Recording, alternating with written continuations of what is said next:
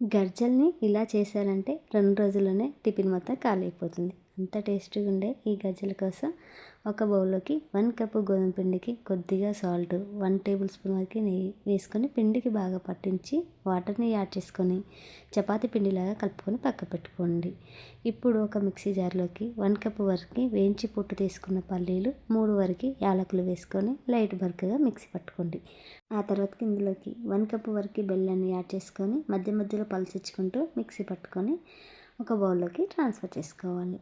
మనం ముందుగా కలిపిపెట్టిన పిండిలో నుండి కొంచెం పిండి తీసుకొని పూరిలాగా ఒత్తేసుకొని చుట్టూ కొంచెం వాటర్ని అప్లై చేసుకొని వీడియో క్లిప్లో చూపించిన విధంగా గజ్జలాగా ఒత్తుకొని ఫోర్క్ తోటి సైడ్స్ అనేది అనేసుకోవాలి. అట్లయితే మనకు స్టఫ్ అనేది బయటికి రాదు. ఆ తర్వాతకి వేడిగా ఉన్న ఆయిల్లోకి వేసుకొని మంచి కలర్ వచ్చేంత వరకు ఫ్రై చేసుకుంటే ఎంతో టేస్టీగా ఉండే గర్జలు అయితే రెడీ.